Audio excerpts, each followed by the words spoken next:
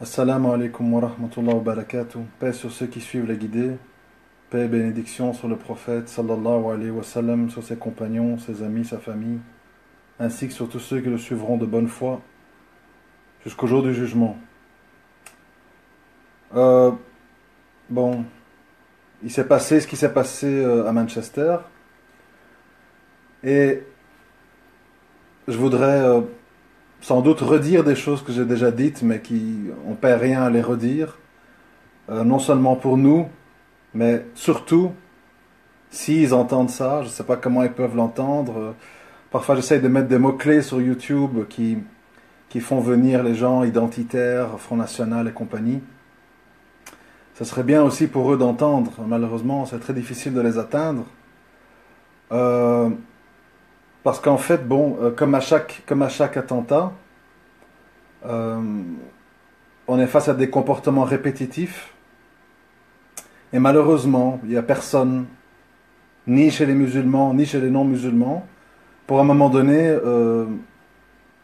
oser, je ne sais pas s'il faut oser parce qu'il n'y a rien de dramatique ou de dangereux, oser dire la réalité des choses. La réalité des choses, elle est la suivante, c'est que, qu'on le veuille ou non, cette histoire en fait se divise en deux sujets. Il y a deux réponses à ces histoires de terrorisme. La première réponse, c'est ce qu'on va appeler la réponse macro. Il y a la micro et il y a la macro, donc la réponse précise à l'événement précis. Bien évidemment, inutile de dire que tout musulman est contre le fait de tuer des civils, des innocents, des enfants, etc., etc., à Manchester ou ailleurs, d'ailleurs. Donc, normalement, c'est quelque chose sur lequel il ne faut pas revenir sans arrêt pour se justifier. Ça tombe sous le sens. Un musulman, quand il est amené à combattre, il combat des injustes, des hommes armés qui le menacent, menacent ses biens, son honneur, son territoire, sa religion, etc. Donc ça, je pense que c'est inutile de toujours revenir là-dessus. Ça, c'est quelque chose qui est d'office assimilé normalement pour des musulmans, on ne cautionne pas et on ne se réjouit pas à l'idée que des innocents, des civils soient tués. Après, un intellectuel ou quelqu'un qui se revendique comme tel ne peut pas s'arrêter à dire ça. Et puis alors on est là, on assiste au même spectacle à chaque attentat. Bougies, nounours, fleurs, nous n'avons pas peur, et puis tu fais comme ça, tout le monde part en courant en criant, mais nous n'avons pas peur. Moi évidemment je suis plus que irrité, fatigué par tous ces discours vides, faux, qui ne tiennent pas compte des connexions internationales, etc. Bon, on est à l'ère du buzz, on est à l'ère de l'événement présent, on est à l'heure des émotions basiques, et donc c'est évidemment très difficile d'extraire les gens de ça. Mais bon, on essaye en tout cas. Alors ce que je veux simplement dire, une fois que ça a été dit, c'est la chose suivante. Euh, ce à quoi on assiste à Manchester, on va encore y assister 10 fois, 20 fois, 30 fois, 100 fois, 200 fois, et à mon avis de manière exponentielle, tant que certaines choses ne seront pas comprises et assimilées. Et tant que je peux, je continue à les dire et à les redire. Il s'agit de quoi? Il s'agit de dire que tant que, tant que les Occidentaux ne vont pas, je cherche les mots justes, ne vont pas tenir en compte, ne vont pas tenir en considération la souffrance humaine non blanche, on n'en sortira jamais.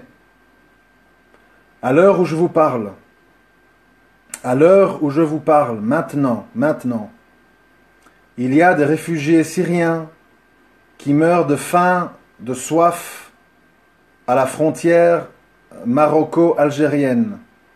Tout le monde s'en fout, musulmans y compris. À l'heure où je vous parle, il y a des femmes sunnites à Mossoul et autour de Mossoul qui sont violés, filmés, humiliés par des milices chiites. À l'heure où je vous parle, relaté par le Parisien, pas par une source de propagande comme Sputnik ou je ne sais pas quoi, RT, télévision ou la chaîne de propagande de Daesh. À l'heure où je vous parle, relaté par le Parisien, 80 civils, dont 33 enfants, ont été déchiquetés par des bombes. Etc., etc., etc.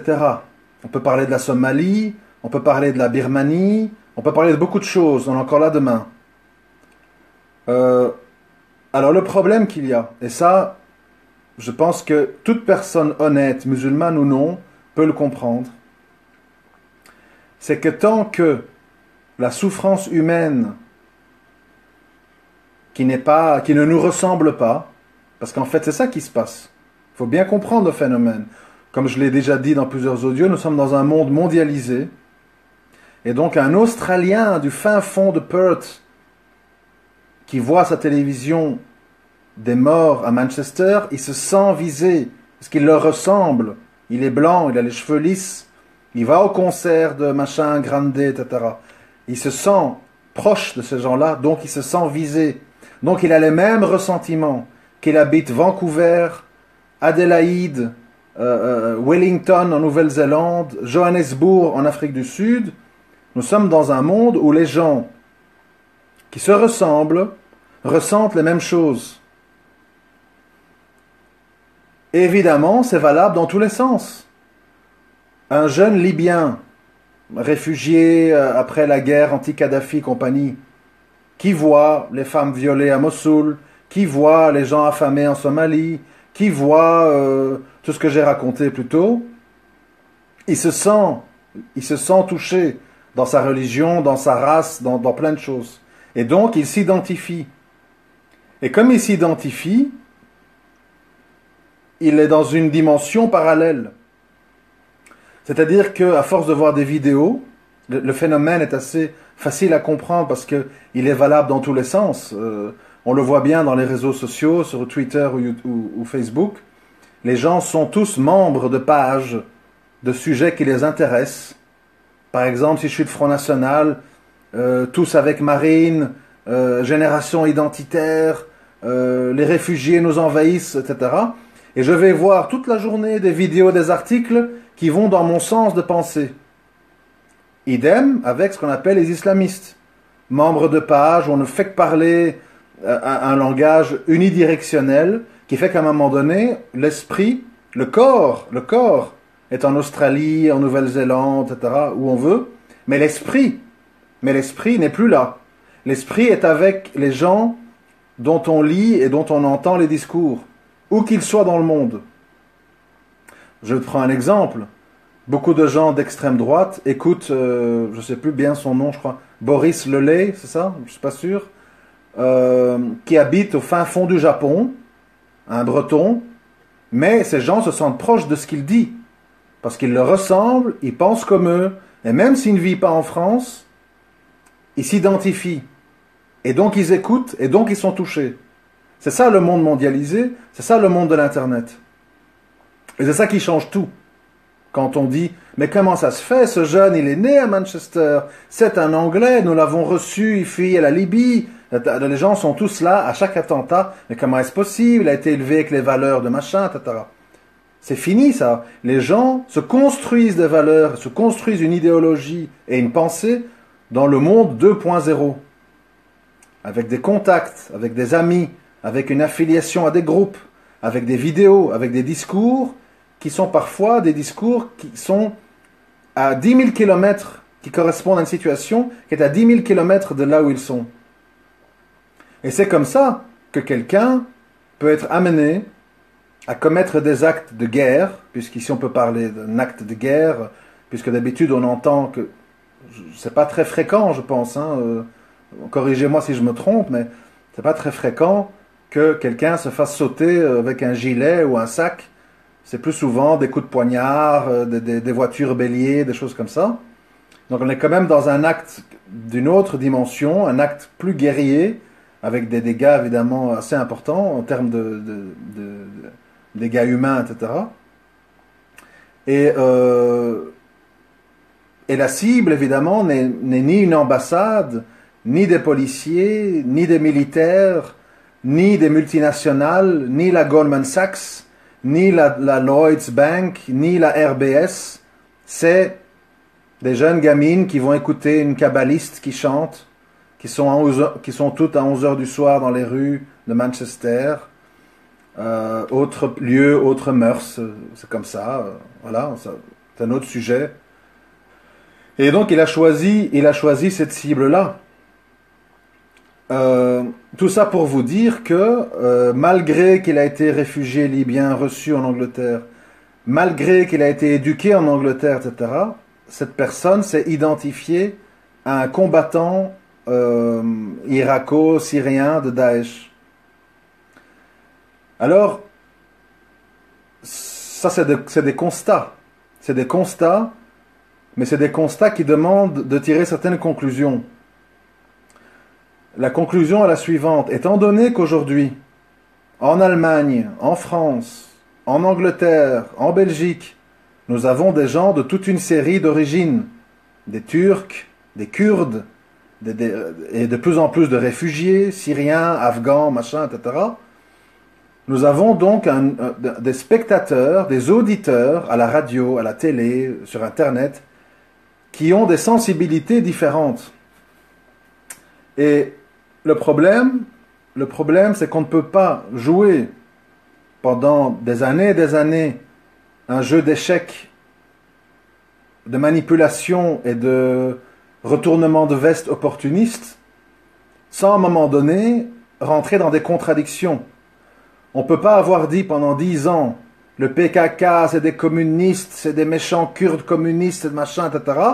Et puis tout d'un coup, ah, vive les Kurdes, Bernard-Henri Lévy est avec eux, et les méchants Erdogan qui tuent les Kurdes, qu'est-ce que c'est que ça?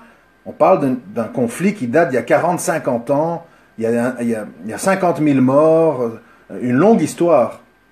Et nous ne pouvons pas, comme ça, au gré de nos intérêts, fermer les yeux sur les actes injustes des uns, et puis les applaudir, et inversement, si demain, voilà ce que je veux dire, si demain en Turquie, on a un dictateur laïque plus dur qu'Erdogan, plus injuste, plus dictatorial, curieusement on va applaudir. Ah ben voilà, il a repris le pays, et il défend les valeurs de la démocratie, et les femmes, machin, etc. Parce que cette dictature nous convient. Et donc on ne peut pas à un moment donné espérer être écouté et considéré par les gens si on leur tient des discours qui ne tiennent pas la route. Il faut à un moment donné dans la vie avoir une ligne de conduite. Moi je pense, pour les connaître, que en Belgique ou en France, il y a des gens intelligents. Il y a des gens qui comprennent ce qui se passe dans les services de police, dans les services de renseignement, etc. Ils comprennent la profondeur des choses. C'est quoi les chiites? Qu'est-ce qu'ils ont fait? Qu'est-ce qui a fait que truc, machin? Ils analysent, ils ouvrent les livres d'histoire. Mais le problème, c'est que le petit peuple, le petit Français qui vote Marine Le Pen ou qui dit « Fillon, viens faire le ménage, Sarkozy, viens passer le Karcher dans nos banlieues », lui, il ne comprend absolument pas ce qui se passe. Tout ce qu'il comprend, c'est ces jeunes font le souk, ils gueulent, ils cassent, ils taguent, et il faut faire le ménage, bon, en gros. Et puis, les terroristes sont parmi nous, ils nous envahissent. Il ne comprend pas la dimension historique et internationale de la situation. Et donc, je reprends là où j'avais laissé les choses. Tant que, médiatiquement, on n'éduque pas les gens à la réalité, c'est-à-dire, depuis 2003, ça fait 14 ans, depuis 2003, il y a des milices chiites qui violent, qui volent, qui pillent, qui tuent, qui enlèvent leurs droits aux sunnites de Fallujah, de machin, je ne connais pas toutes les villes, etc.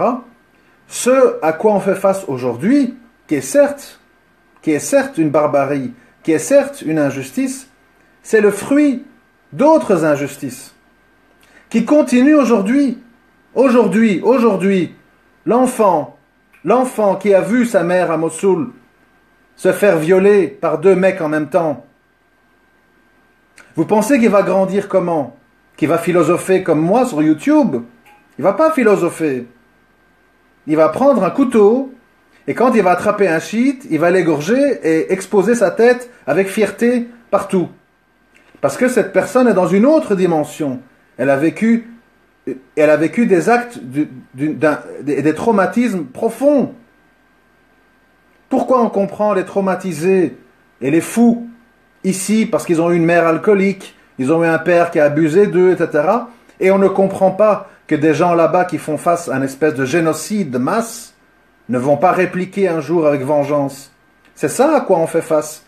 Une guerre injuste, barbare, entre des chiites qui veulent se venger de l'oppression laïque du dictateur Saddam Hussein sur des sunnites réislamisés d'aujourd'hui. Et les autres, chaque fois qu'ils reprennent un peu de pouvoir, ou chaque fois qu'ils retrouvent un groupe fédérateur tel que Daesh, ils se vengent. Ils se vengent. Et on passe d'une vengeance à l'autre. Le problème qu'il y a, c'est que les Occidentaux, nous habitons à l'Occident, donc vouloir ou pas, nous sommes des Occidentaux. Les Occidentaux, suivant les intérêts du moment, ils vont dire « Bravo les moudjahidines afghans, allez-y contre les communistes russes. Et puis, pas bien les moudjahidines afghans, on va vous bombarder. » Et puis un jour on dit « Bravo Saddam, tu as alphabétisé les Irakiens, ton pays évolue. » Et puis le lendemain « Pas bien Saddam, tu ne devais pas nous écouter et rentrer au Koweït, on va te bombarder. » Et ainsi de suite. Et puis c'est les chiites, on vous aime plus. Et puis c'est les Kurdes, et puis c'est les Turcs. On va vous faire rentrer dans l'Europe. Ah ben non, on fait un accord avec vous pour vous garder les réfugiés. Mais finalement, on n'est pas d'accord que ceci. Il a failli avoir un coup d'État, mais vous ne devez pas réagir. Ah non, on a voulu faire un coup d'État, hein, mais vous ne devez pas réagir et prendre des mesures. On va vous désigner comme État policier dictatorial. J'aimerais bien voir ce qui se passerait en France ou en Amérique. S'il y a un coup d'État, qu'est-ce qu'on ferait avec les putschistes?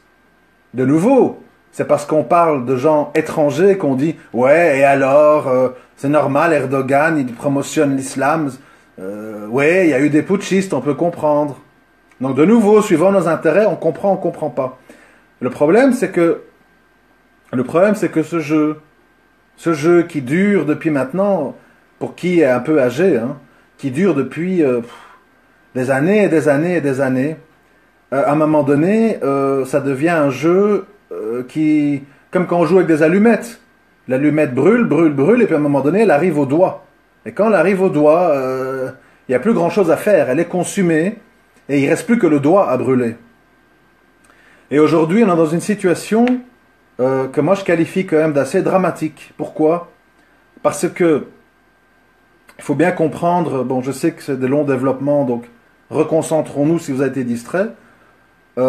Aujourd'hui, on est dans une situation un peu dramatique parce que on a des jeunes, comment je vais les qualifier, je ne sais pas le mot qu'il faut utiliser, qui dans leur grande majorité sont désislamisés, sont nourris à Call of Duty, Pizza Hut, chichon, machin, rap, sont dans une logique de pensée très anarchique, très consumériste et anti-système, mais en même temps pas prête à faire des sacrifices pour être anti-système. Et tous ces gens-là, tous ces jeunes-là qui évidemment, on ne leur dit pas ça, on va jamais leur dire, mais tous ces jeunes-là n'ont aucune, il faut bien comprendre ça, hein, tous ces jeunes-là n'ont aucune chance de s'insérer dans la société à cause de leur apparence, à cause de leur vocabulaire, à cause de leur façon d'être, à cause de leur impatience, à cause de leur manque de savoir-vivre, à cause de leur manque de diplôme, à cause de plein de choses, ils n'ont aucune chance. Et donc, évidemment, on ne le dit pas. Oui, tu feras une formation, la CAF, machin, truc, bon. Mais on le sait.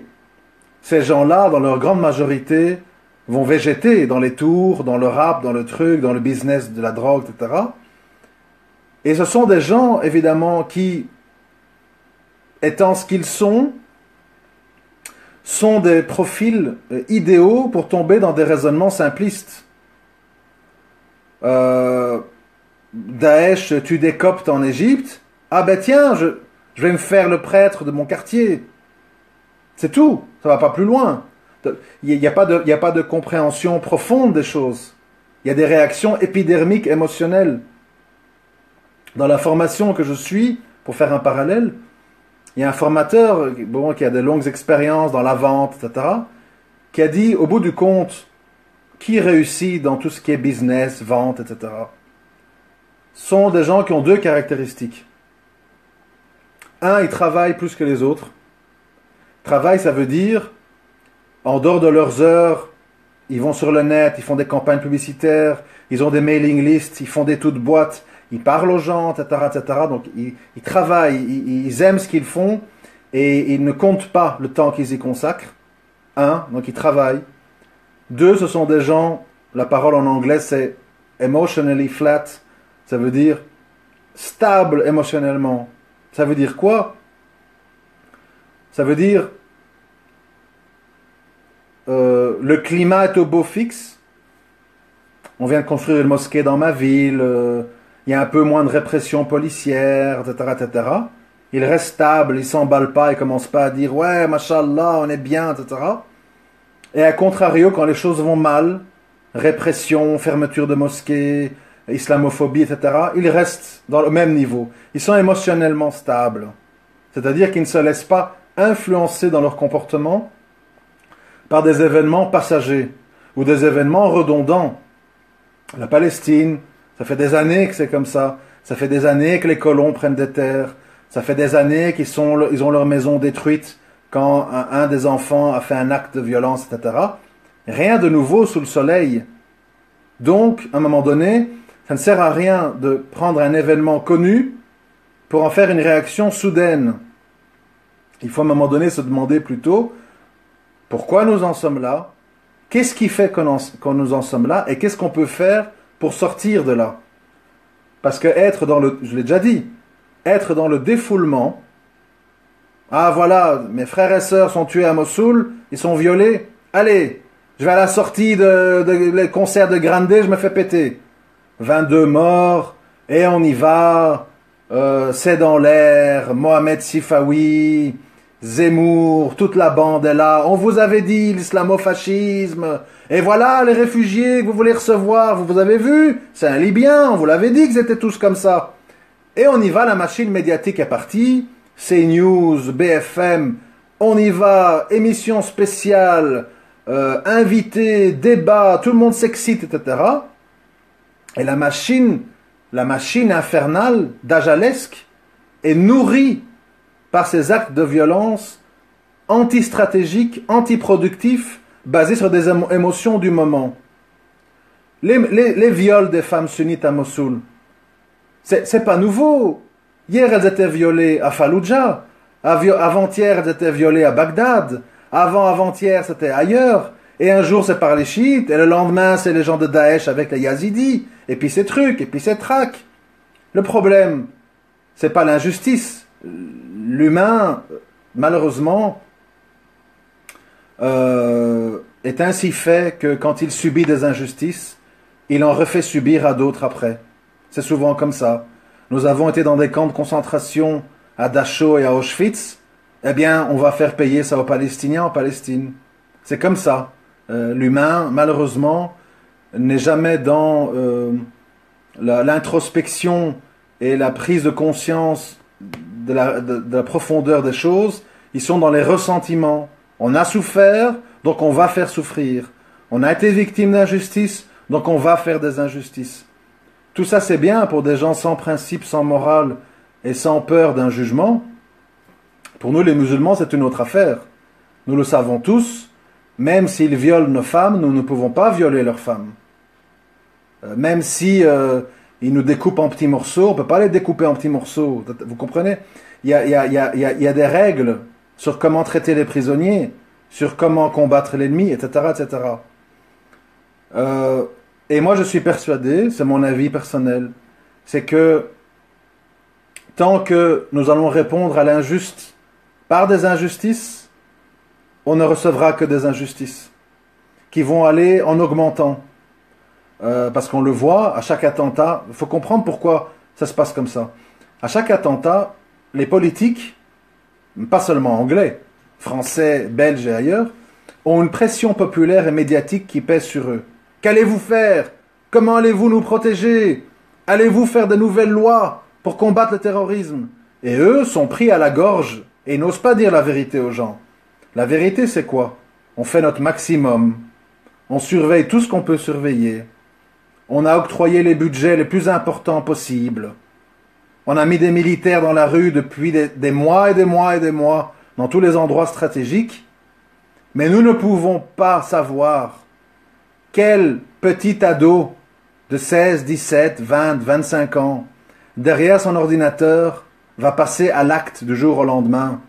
On ne sait pas faire la différence entre un religieux, un délinquant revanchard, un ex-prisonnier qui veut faire payer sa détention, un endoctriné, un fou, un ivrogne, un drogué, un homo refoulé. On ne peut pas surveiller tout le monde, on ne peut pas soupçonner tout le monde.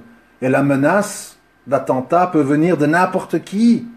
Un converti, un ancien prisonnier, un fils de réfugié, un homme qui vient de perdre sa femme, qui n'a plus rien à perdre, un gars qui a le cancer et qui se dit mourir pour mourir, autant faire un acte avant de mourir, etc. On ne peut pas empêcher un anonyme, quelqu'un qui est mêlé à une masse de fichiers S ou de personnes plus ou moins dangereuses. On ne peut pas surveiller quelqu'un 24 heures sur 24. Et ils vous le disent dans les débats, ces gens ont des codes, ces gens utilisent des VPN, des pseudos, ils sont sur Telegram, ils cryptent leurs discussions, ils se réunissent même pas, ils font semblant, ils rasent leur barbe, ils vont plus dans les mosquées. Impossible à arrêter. Il n'y a que les plus maladroits, les plus bavards, les plus exposés qui se font attraper. Les autres, on ne sait rien faire. Mais ça, on ne peut pas dire aux gens. Parce que dire ça aux gens, c'est anti-électoral, c'est comment je vais dire, c'est anti-productif au niveau du système démocratique. Il faut toujours dire, on va rajouter des militaires, on va augmenter la surveillance sur Internet, on va expulser les fichiers S d'origine étrangère, etc., etc. Mais tout le monde a bien compris dans les milieux spécialisés, si vous lisez les interventions sur Twitter des gens un peu intelligents dans ce domaine-là, ils vous disent on ne peut rien faire. Et c'est la vérité. Donc ça, c'est un fait qu'il faut accepter. On ne peut rien faire. Ok. Alors si on ne peut rien faire pour éviter... enfin, on peut rien faire, on se comprend. C'est-à-dire que, oui, par hasard, on peut tous croiser sur Facebook, sur Twitter, quelqu'un qui nous dit j'en ai marre de la vie, si c'est comme ça, je me fais péter. Et on dit oulala, il occupe à perdre les pédales, etc. Il faut faire quelque chose. Ça, c'est un autre domaine. Mais en règle générale, quelqu'un d'un peu préparé, un peu discret, on ne sait rien faire. Et on ne sait pas différencier qui a une idéologie extrémiste mais ne passe pas à la violence et qui est quelqu'un qui est fraîchement revenu à la religion et va directement à la violence, même grave, avec des bombes, etc. Alors, une fois qu'on a compris ça, il faut passer à autre chose, puisque ça, on ne sait rien y faire. Et ce autre chose, selon moi, mon avis, c'est qu'à un moment donné, tout le monde aurait tout à gagner, dans les mosquées, au journal télévisé, dans les débats, partout, à tenir aux gens un discours honnête. Un discours honnête. En 2003, nous avons délogé Saddam Hussein. Ça a profité aux milices chiites d'Iran, qui en ont profité pour oppresser les sunnites. Aujourd'hui, nous faisons face à un groupement qui s'est formé en réaction à ça. Nous n'avons pas, en tant qu'État soucieux des droits de l'homme, de la justice, etc., de la démocratie, nous n'avons pas à tantôt dire chiite pas bien, et puis sunnite pas bien, et puis barbare Daesh, et puis barbare milice chiite.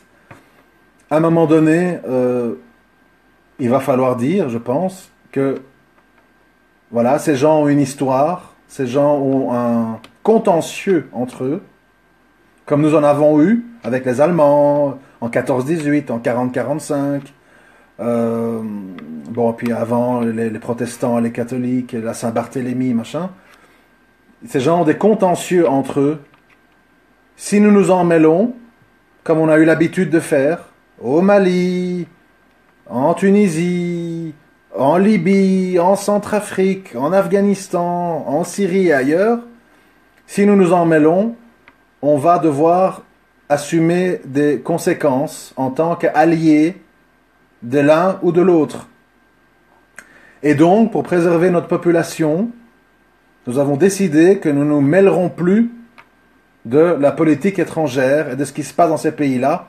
De toute façon, quand on s'en mêle, on fait des dégâts collatéraux, il y a des milliers de civils qui meurent, ça n'empêche pas tel ou tel groupe de faire des exactions, viols, tortures, décapitations. Donc à un moment donné, il va falloir laisser ces gens se gérer entre eux.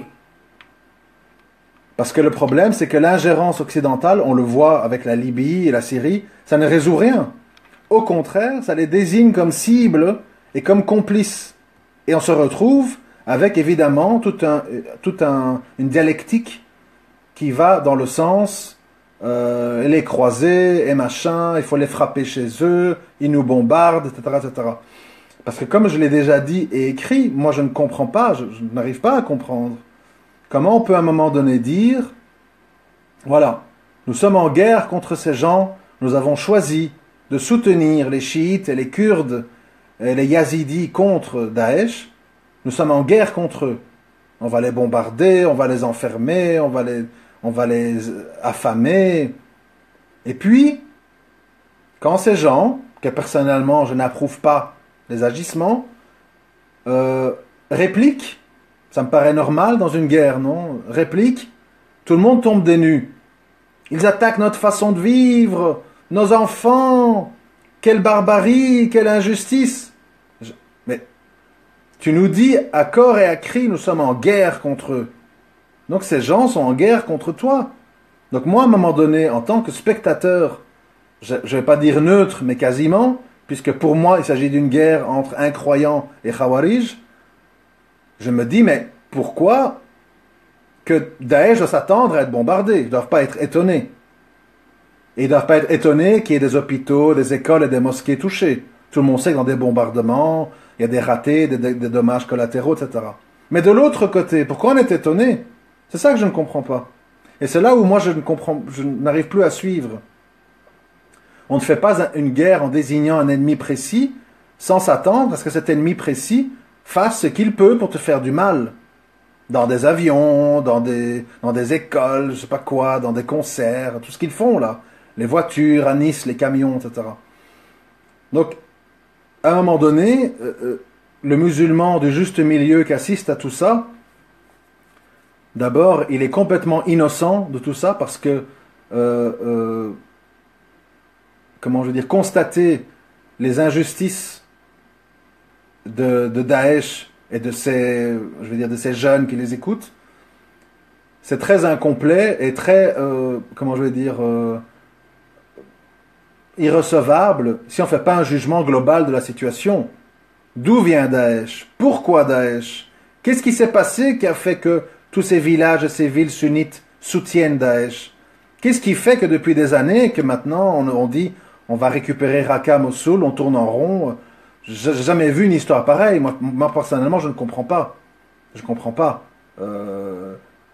Avec les moyens qu'on a, drones, machins, bombes électromagnétiques, thermiques, trucs, on peut couper l'eau, couper l'électricité, couper l'internet, machin. On voit Daesh boit, Daesh mange, Daesh construit des drones, Daesh publie des communiqués sur internet, Daesh upload des vidéos en 4K, et tout le monde trouve ça normal. Tout le monde dit, ah oui, c'est normal. Depuis maintenant 3 ans, on dit qu'on les bombarde et qu'on va les exterminer jusqu'au dernier. Et puis on voit des vidéos, on voit des communiqués, on voit des comptes, tout le monde est là, tout le monde vit, on voit des vidéos où on voit Daesh qui construit des avions, des drones, ils mettent des bombes sur des drones qui plongent sur des jeeps et des trucs. Et tout le monde trouve ça... ah oui, c'est Allah qui les protège, c'est normal. Voilà, donc je veux dire, on est face à tout un cinéma, tout un scénario de film. Je vais même pas revenir sur les thèses qualifiées de complotistes qui sont très étranges, des dates, des chiffres, etc. Bon, c'est un domaine où on ne sait pas où on commence, on ne sait pas où on finit, mais c'est sûr qu'il y a des choses étranges, on ne peut pas le nier. Mais ce que je veux simplement dire quand je vous parle de ce sujet, c'est que c'est votre devoir en tant que musulman, vis-à-vis de vous-même et vis-à-vis de vos proches, de tenir un discours acceptable, ça veut dire complet. Beaucoup trop de gens dans ce genre d'histoire, quand on les lit sur Twitter, ont des discours partisans. Nous, les Kurdes, machin, datara. Nous, les Turcs, trucs. Nous, trucs Daesh, machin. Donc, chacun est dans la défense de son groupe, de son ethnie, de sa tribu, et on n'est plus devant une analyse juste et constructive. Ça sert à rien. C'est exactement la même chose quand je lis Marocain, Algérien, le Polisario, le Sahara occidental. Oui, mais vous. Oui, mais non, mais c'est vous. Et trucs et machin. C'est d'un grotesque, je veux dire, c'est pas possible. Donc, à un moment donné, il faut avoir la force de caractère, avoir la lucidité et l'honnêteté de juger les choses dans son ensemble. Et d'un moment donné, mettre les gens devant leurs contradictions.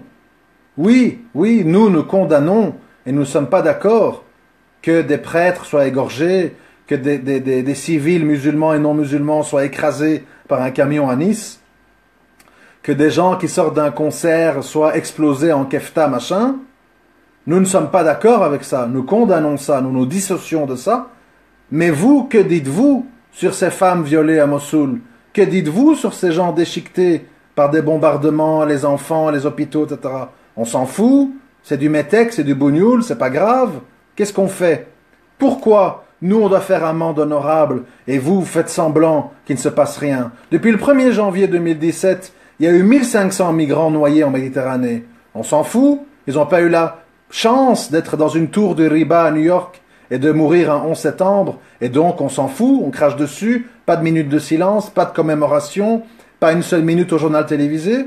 Tant qu'on sera dans cette injustice, dans ce 2 poids 2 mesures, et qu'on montrera comme image au monde, notre sang est sacré, notre sang vaut des minutes de silence, notre sang est le seul qui retient notre attention, et le vôtre, vous n'êtes que des bestiaux, vous n'êtes que des négros, vous êtes que des bougnoules, vous êtes que des chiffres parmi les 500 000 morts de la guerre de Bachar, on n'en sortira jamais, parce que les gens qui ressentent ça dans leur chair, aux 4 coins du monde, parce qu'ils sont musulmans, parce qu'ils sont syriens, parce qu'ils sont tout ce que vous voulez, ils vont se sentir insultés, ils vont se sentir méprisés, ils vont se sentir inconsidérés, etc.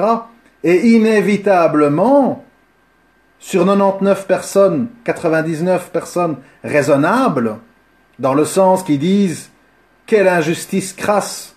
Ya Allah, rétablit la justice dans ce monde », il y en aura une qui va dire « Moi j'en peux plus, moi j'en ai marre, allez, comment on fabrique du TATP ? Je mets des clous, je mets des vis, en avant, goodbye, bonsoir, à ciao, bon dimanche. Où est le prochain concert? Bataclan, truc, allez j'y vais. Eh tant pis, on verra bien. » On ne pourra pas éviter ça, parce que les gens se sentent incompris et insultés par notre malhonnêteté dans l'analyse qu'on fait du monde et le poids qu'on donne aux morts. Les gens le voient, les gens le ressentent. Tu as 3000 morts le 11 septembre, c'est devenu une espèce de religion, où chaque année on fait des minutes de silence, on nous le resserre, etc., etc. Ou Charlie Hebdo, 11 dessinateurs tués, 4 millions de gens dans les rues, nous sommes Charlie, etc. Et puis les gens face à des millions de morts, à des millions de gens qui souffrent, Rohingyas, Somaliens, Libyens, Soudanais, machin truc. Ah bon écoutez, fermer nos frontières, qui meurent tous dans la mer, c'est bon, hein, on doit protéger notre mode de vie, on ne peut pas sauver toute la misère du monde. C'est trop facile, c'est trop injuste. Tu pilles la terre entière pour t'enrichir. Tu abandonnes les gens dans les bras de dictateurs injustes. Tu continues à exploiter les matières premières et tu continues à te mêler de politique étrangère pour que les gens ne soient pas dirigés par les gens qui veulent être dirigés. Et puis tu pleures et tu hurles à l'injustice quand ces gens veulent venir chez toi parce qu'ils meurent de faim et de soif et qu'ils perdent leurs enfants dans les accouchements, qui n'ont pas de soins médicaux, etc. Il faut être complètement stupide pour pas comprendre que, évidemment, c'est aussi limpide que 1 plus 1 égale 2. Et tous ces gens du Front National, identitaire, machin, il faut sauver notre race, il faut sauver notre culture, on a envahi, machin. Très bien. Moi, je suis d'accord avec vous. Moi aussi, j'étais dans un pays où déferleraient les Blancs avec leur whisky, leurs bonnes femmes nues, etc. Je dirais aussi, nous devons défendre notre religion, notre pays, etc. Donc, il n'y a pas de problème avec ça. Mais pourquoi ne vous ne comprenez pas qu'il faut arrêter de vous mêler des révolutions qui ont lieu ailleurs et de pousser vos pions laïcs et démocrates? Ça fait le désordre parce que les gens ne veulent pas de ça. Le peuple, bien sûr, le bas peuple, il veut manger, il veut un travail. On le connaît, le peuple, comment il est. Du pain et des jeux, comme diraient certains. Distrais-moi, nourris-moi, et je t'embrasse les mains et les pieds. Oui. Mais la classe moyenne, les gens un peu cultivés, ça se propage. Il y a de plus en plus de gens en Égypte, en Libye, en Algérie, au Maroc, qui ont accès à l'Internet, qui s'informent, qui voient des documentaires, qui voient des débats, qui voient des opinions contradictoires. Et ces gens ne sont plus d'accord de baisser la tête devant tous ces clowns que nous avons, Mohamed VI, Bouteflika, Kadhafi, aujourd'hui un autre, Ben Ali et aujourd'hui un autre, Moubarak et aujourd'hui Sisi. On leur sert de clown en clown, d'imposteur en imposteur, mais la proportion des gens lucides et critiques va en augmentant. Et tant qu'on va empêcher ces gens d'être gouvernés par les gens qui veulent être gouvernés, nous serons face à un bain de sang, et par ricochet, par effet domino, on va avoir des arrivées massives de gens qui fuient tout simplement l'impossibilité de vivre normalement. Alors c'est trop facile. Je t'impose un dictateur qui ne te donne aucune perspective, et quand tu viens chez moi, je dis « Eh non, là on peut pas ». C'est quoi le message? Ça veut dire « Meurs chez toi, sois violé, sois torturé, meurs de faim, meurs de soif, mais attention, ne viens pas et ne t'avise pas de me tuer ou de me faire subir de la violence en guise de représailles, sinon je dis que tu es un méchant terroriste ». Donc vous comprenez que c'est un discours qui est stérile, qui est destructeur. Et cette chaîne de destruction ne s'arrêtera pas tant que les gens, à un moment donné, ne vont pas exiger un discours qui tient la route. Qui tient la route. On doit dire aux gens, écoutez, on ne peut pas faire plus au niveau sécurité, on ne peut pas contrôler, c'est impossible, on ne sait plus qui est qui. On a un homo qui, du jour au lendemain, a une crise religieuse, débarque dans une discothèque à Orlando et fait un carton. Qu'est-ce que vous voulez qu'on fasse? La veille, il se faisait enfiler par des gens dans des clubs gays. C'est pas possible pour nous de voir que c'était un terroriste potentiel. L'autre était un soldat américain, était bien, était patriote, rien à signaler. Et tout d'un coup, il a eu un flash, il a tiré dans la caserne, 20 morts. On peut pas, c'est impossible. Ou bien il faut rentrer dans un climat ségrégationniste, dans lequel alors il faut dire, tous les Turcs, tous les gens turcs et d'origine turque et arabes et machin, et kurdes, on les met tous dehors. Chose que l'Europe mondialiste, cosmopolite, tolérante et droits de l'homme ne peut pas faire. Sinon, en fait, c'est du nazisme. Donc, ils ne peuvent pas dire on combat le fascisme et le nazisme, mais on applique des lois fascistes et nazies. Ce serait inconvenant. Enfin bref, tout ça pour dire que ce à quoi on assiste, c'est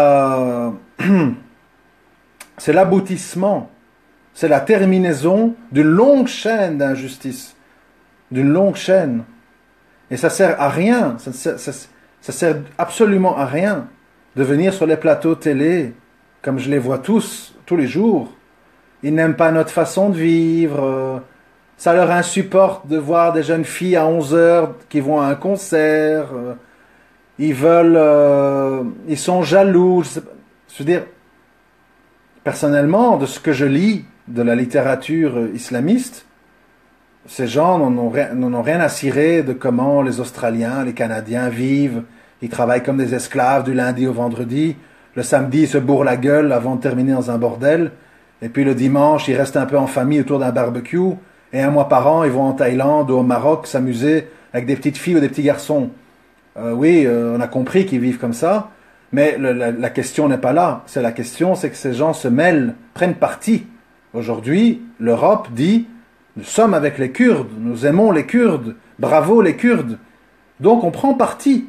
Et quand on prend parti, eh ben fatalement, on subit des représailles des gens qui sont en guerre contre les gens avec qui on prend parti. Les Turcs, s'ils sont aussi, comment je vais dire, réfractaires maintenant à tout ce qui vient d'Europe, tout ce qui est dit d'Europe, c'est parce qu'ils sont désignés du doigt sans arrêt par les médias occidentaux, et islamistes, et injustes, et dictateurs, et machin, etc. Et donc, évidemment, il y a des conséquences diplomatiques, si pas militaires. Et l'Occident, qui n'est plus aussi puissant qu'avant, aujourd'hui, Trump a dit aux Nations Unies que une vingtaine de pays sur 28 ne payent pas assez, que l'Amérique paye tout, qu'ils en ont marre, que ça va s'arrêter. Il les a vraiment, enfin, pour qui comprend, Trump les a humiliés. Il les a vraiment humiliés. Je vous invite à aller voir les vidéos, ceux qui n'ont pas vu.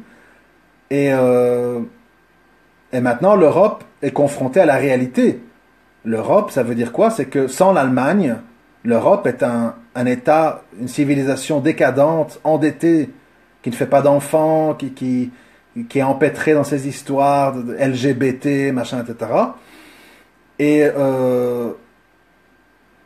elle ne peut plus se permettre, comme avant, d'avoir des réactions comme ça, un petit peu impérialistes. Ouais, la Turquie, c'est pas bien, hein, Erdogan, attention, hein. Erdogan, il s'en fout, il dit t'es pas content, j'ouvre les vannes des réfugiés et ramasse tout le bazar chez toi. On peut pas jouer comme ça quand on n'est pas puissant. Aujourd'hui, l'Europe est faible, pour plein de raisons. Elle tient sur quelques fils. Mais malheureusement, évidemment, on n'est pas prêt d'avouer nos faiblesses, on n'est pas prêt de dire aux gens qu'on ne peut pas en faire plus en matière de lutte antiterroriste, on n'est pas prêt à dire aux gens qu'on a fait des gaffes, on a donné un blanc-seing à l'Iran, en Irak, qui a fait des exactions abominables, et aujourd'hui on a le fruit. On ne dit pas ça aux gens, donc les gens ne comprennent rien. Pourquoi ils viennent faire des attentats chez nous, et pourquoi ceci, et qu'est-ce qu'ils ont, et qu'est-ce que c'est que cette religion? Les gens ne comprennent absolument rien, parce que les gens sont acculturés. Les gens, ils vivent entre Hanouna, oui, entre parenthèses, c'est un bon exemple, cette histoire de Hanouna. Quand on crache sur l'islam, ah, ben, liberté d'expression, hein, écoutez, il faut rire de tout, hein, nous rions de Jésus, nous rions du pape, nous rions de Mohammed, qu'est-ce qu'il y a, vous devez l'accepter. Et quand un gars d'origine juive de surcroît se permet de faire une blague avec des homos à la télé, branle-bas de combat, pétition, il doit démissionner, 40 annonceurs publicitaires retirent leur soutien. En gros, le message, de nouveau, il est injuste. Il dit, si tu touches à des gens qui représentent nos valeurs, on te fera une guerre à mort, que tu t'appelles Soral, Dieudonné, Hanouna. Si tu touches à ce que nous-mêmes on n'aime pas, on va dire vas-y mollo, mais on va dire liberté d'expression, pas touché, I am Charlie. Ah, c'est comme ça en Europe, on se moque de tout. T'es pas content, tu fais tes bagages, tu retournes chez les dictateurs saoudiens. Nous ici, on se moque de tout. Ben non, on se moque pas de la Shoah, on se moque pas des Juifs, on se moque pas des homos, on se moque pas de la femme de Macron, on se moque pas de X, Y, Z. Mais ça, on dit pas. C'est dans les faits. Et cette hypocrisie malsaine dans laquelle on est finira malheureusement un jour par nous retourner dessus. Et c'est ce qui est occupé à arriver petit à petit, c'est que les gens sentent qu'on se moque d'eux, qu'on les manipule, qu'on leur ment, qu'on leur vend des fausses valeurs, des fausses idéologies. Et chacun réagit à sa façon. Qui va voter Le Pen? Qui va voter Mélenchon? Qui va devenir islamiste? Qui va devenir terroriste? Qui va devenir altermondialiste? Qui va devenir abstentionniste? Qui va déménager à l'autre bout du monde? Chacun réagit suivant son bagage, sa profondeur. Il y a des gens que je connais, qui sont dans les mêmes constats que je fais, mais ils ne sont pas musulmans, ben, ils sont depuis 10 ans sur YouTube, ils sont à 400 vidéos, dénoncent, Illuminati, machin, truc, les réseaux maçonniques, américano-sionistes, nanana. Oui, et ils ont un groupe de fans qui les écoutent, qui sont préconvaincus par ce qu'ils disent, et on tourne en rond. Chacun sa petite chapelle, chacun son petit discours, et on ne fait pas avancer les choses, parce que la masse, la grande masse, qui patauge dans Justin Bieber, Hanouna, Harry Potter, jeux vidéo, chichon, iPhone 7, etc., ne comprennent absolument rien de ce qui se passe dans le monde, ni ce qui s'est passé, encore moins ce qui s'est passé il y a 10 ans, encore moins ce qui s'est passé il y a 20 ans, et encore moins de ce qui s'est passé il y a 50 ans. Donc ces gens subissent sans comprendre. Ils sont là comme des bestiaux qui voient passer des trains devant leur grillage. C'est quoi ce train? Qu'est-ce qui se passe? No comprendo, voilà. Et ça, c'est le travail que chacun de nous, on doit faire dans notre entourage, dans nos connaissances, dans nos réseaux d'amis. C'est d'essayer de les amener à avoir des raisonnements un peu profonds. C'est ce que j'ai toujours expliqué, même quand je parlais au service de police. Moi, mon but n'a jamais été de radicaliser les gens. Mon but n'a jamais été de pousser les gens à la violence. Mon but n'a jamais été que les gens partent en Syrie. Mon but est d'amener les gens devant la réalité. La réalité dans l'économie, la réalité dans la politique, la réalité dans la géopolitique, et de là, d'avoir un jugement de valeur qui tient la route, et plus des clichés bêtes et inintéressants, comme on entend de tous les côtés, quoi.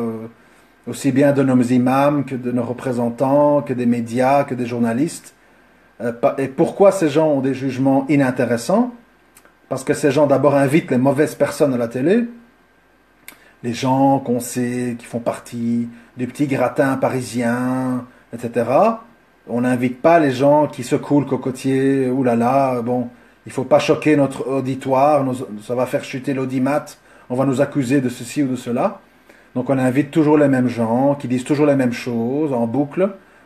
Et les gens, donc, n'apprennent rien, n'évoluent en rien, et on passe d'attentat en attentat, de drame en drame, avec les mêmes constats, les mêmes pleurnicheries, les mêmes demandes, plus de justice, plus de bombardements, des peines de prison plus lourdes. Comme ça, le gars, au lieu de sortir à 7 ans, il sort à 15 ans, bien enragé, bien endurci, bien endoctriné par 15 ans d'enfermement dans des murs. Les gens font des gaffes à répétition, c'est très fatigant, mais malheureusement, nous sommes là sur la terre des épreuves, et il faut encore et encore continuer à taper sur les mêmes clous pour essayer de se faire comprendre. C'est fatigant, mais on n'a pas le choix. Ceci étant dit, comme je vous ai écrit sur Facebook, je ne vais pas répéter ici mes conseils pour le Ramadan. Je vous invite à aller sur ma page, vous les lirez, parce que je n'aime pas trop faire le marchand de bonnes leçons et de lieux communs. Mais en tout cas, je vous souhaite un Ramadan Moubarak, que ça se passe bien, que vous en tiriez des enseignements, que ça vous aide à évoluer physiquement, spirituellement, intellectuellement dans votre vie, et que, bien sûr, nous demandons tous à Allah subhanahu wa ta'ala, à travers ce sacrifice et ces restrictions, l'avènement d'un monde plus juste où les extrémistes, les menteurs, les hypocrites, les menteurs, les gens qui empêchent qu'on avance vers la vérité, soient mis hors d'état de nuire, qu'ils soient blancs, noirs, arabes, et qu'ils se proclament athées, illuminati, musulmans ou juifs, peu importe. Le mal a plusieurs visages, a plusieurs couleurs, et on demande à Allah de nous amener vers le bien, vers la vérité, vers la justice, et de nous écarter de ces gens-là et de les éliminer de la surface terrestre. À très bientôt, Inch'Allah. Assalamu alaikum wa rahmatullah wa barakatuh.